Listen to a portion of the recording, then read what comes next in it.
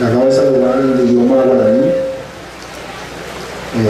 diciéndole buenas tardes a todos y todas.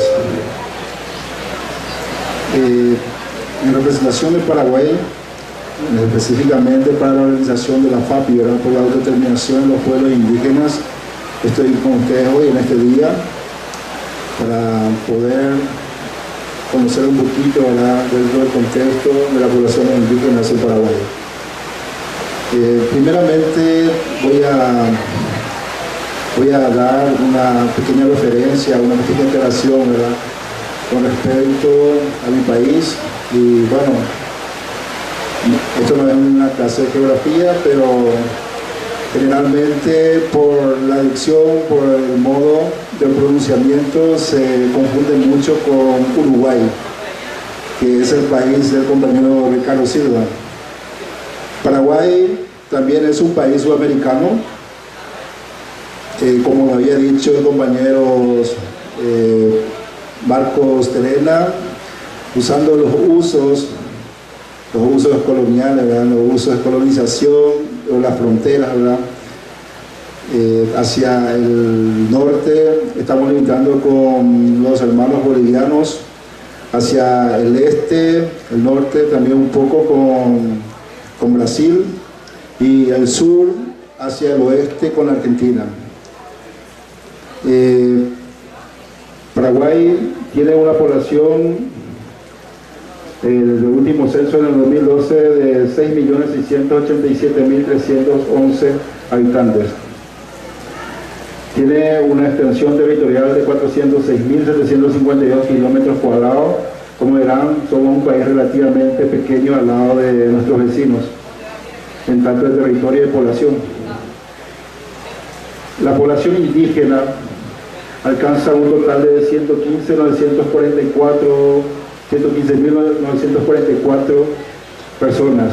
Representa el 1,7% de la población total del país. Según los últimos datos de la Dirección de Encuestas y Estadísticas y Censos de Paraguay, teniendo en cuenta, ¿verdad?, también otros datos antropológicos, existen 19 pueblos divididos en 6 lenguas, en 6 familias lingüísticas, diseminados en 13 departamentos y la capital del país, de los 17, ¿verdad?, que existen en el país, los 17 departamentos que existen en el país. 780 comunidades están registradas en el Instituto Paraguayo del Indígena. Según datos, acá está, justamente les voy a dar algunos datos totalmente fríos, ¿verdad?, datos del Estado. 41% de niños menores de 5 años tienen desnutrición. 63% de la población indígena está en situación de pobreza extrema. 93% no cuenta con acceso a agua. Esto es penoso porque la región de Paraguay está ubicada en uno de los territorios más ricos en cuestión de acceso a agua, por la situación del sistema hidrológico. También contamos con una de las reservas, conjuntamente con Brasil y Argentina, una de las reservas de agua dulce más grande del mundo, que es el acuífero guaraní. Pero 93% de la población indígena no cuenta con agua dulce. 40% no lee ni escribe, pero este es un dato a nivel Estado. Para los indígenas, especialmente para la mayoría de la población indígena, esto no significa, ¿verdad?, ser analfabeto o de alguna forma ser calificado de no saber leer. Ellos tienen bien en claro que para ellos eso es una cultura, de la de leer y escribir es una cultura ajena.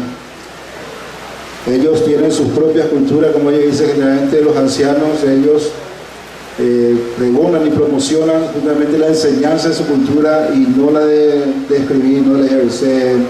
De alguna forma lucha con este tipo de sistema. Por eso esto es justamente desde el punto de vista de Estado. 70% de la población indígena está sin energía eléctrica. Esto también es un poco triste, sabiendo que Paraguay tiene, conjuntamente con los dos países limítrofes más grandes, la Argentina y Brasil, dos represas hidroeléctricas, una de las dos represas hidroeléctricas más grandes del mundo. Y con todo esto, 70% de la población indígena no tiene acceso a energía eléctrica. 35% de las comunidades no disponen de sus títulos de tierras o propiedades comunitarias. Generalmente esto es ahora dentro del contexto, ¿verdad?, de la valorización de la tierra en Paraguay con respecto al sistema de monocultivo, se ha vuelto totalmente difícil de alguna forma para las comunidades indígenas, ¿verdad?, de sostener y mantener una lucha para tener o para poder asegurar sus territorios en cuanto a la lucha, ¿verdad?, un sistema totalmente empoderado económicamente como son los agroproductores y los ganaderos. Con respecto al marco jurídico de Paraguay en cuanto a los derechos colectivos, después de la caída de la dictadura, ¿verdad?, en 1989, la Convención de 1992 había sancionado la Constitución Nacional de Paraguay y por primera vez en el capítulo 5 de esa Constitución se reconoce a los pueblos indígenas también en cuanto reconoce la existencia de los pueblos indígenas como grupos de culturas anteriores a la formación y organización del propio Estado paraguayo. Esto es muy importante, ¿verdad?, porque nunca se había llegado a ese tipo de reconocimiento a nivel país de Paraguay, ¿verdad?, con respecto a pueblos indígenas. Así también la Constitución reconoce la identidad étnica, pregona su preservación y desarrollo, la propiedad comunitaria, la exención de cargas públicas e impuestos, también prescribe la participación activa, ¿verdad?, de la vida económica, social y política del país. También tiene otras normativas bastante interesantes, como se ha adoptado como ley de la nación la número 243 del año 93, del convenio 169 de la OIT. También tenemos como ley de la nación, ¿verdad?, la Convención Americana de Derechos Humanos, y forma parte también de toda la estructura de esa normativa de derechos, la Declaración de las Naciones Unidas sobre los Derechos de los Pueblos Indígenas. También con respecto a las políticas públicas referente a comunicación indígena, tenemos la ley 4251 del 2011, que es la ley de lenguas. Esto más bien fue a propuesta del Ateneo de Lengua Guaraní. El Ateneo Guaraní no es ningún tipo de organización indígena, es una organización compuesta por docentes, estudiosos de la lengua guaraní, con toda la discriminación, esto es una hipocresía, ¿verdad?, con toda la discriminación del pueblo paraguayo a comunidades indígenas. En la Constitución de 1992 adopta como idioma oficial al guaraní, como uno de los idiomas oficiales. Oficialmente Paraguay es un país bilingüe, adopta el castellano y al guaraní como idiomas oficiales. Más bien para fortalecimiento de este idioma, el idioma guaraní, se había sancionado esta ley. Esta ley tiene como objetivo tanto el fortalecimiento del guaraní y de segunda mano viene el uso de la lengua indígena, todos los usos de la lengua indígena de Paraguay. Así también dispone la facultad, dispone los derechos lingüísticos también individuales, colectivos y comunitarios, el uso de las lenguas oficiales, ¿verdad?, en todos los ámbitos públicos, ya sea documentos públicos, escrituras, en los registros públicos, el uso de los idiomas en la educación, tanto de todos, Después, en el 2012, aparece un programa nacional de comunicación y pueblos indígenas, denominado Con Voz Propia. Este fue durante el gobierno de Fernando Lugo. Este programa tenía como objetivo la de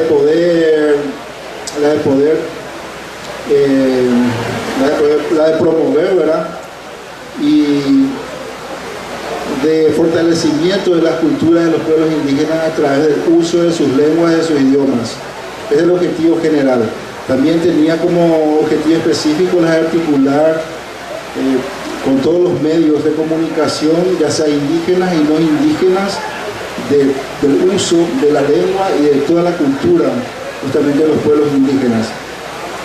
Entre los objetivos específicos también tenía la de la creación de 16 radios indígenas comunitarias. También la de fortalecimiento de 10 radios que en ese momento, durante la ejecución del programa, ya habían existido. Esto no pudo llegar a buen término. Se pudo equipar 10 radios comunitarias y lastimosamente en el año 2012, en junio, vino el golpe parlamentario que destituyó al entonces presidente de la República. El Paraguay en ese entonces sufrió un retroceso de 23 años tras la democracia. Fue una ruptura total de la democracia en Paraguay.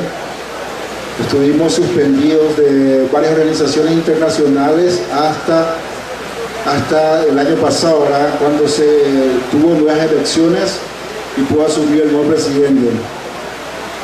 En cuanto a una ley nacional de comunicaciones y telecomunicaciones, se ha podido sancionar una ley en el año 1995, que es la ley CONATEL, denominada CONATEL, la Comisión Nacional de Telecomunicaciones en Paraguay. En esta ley está totalmente ausente lo que son las radios comunitarias indígenas.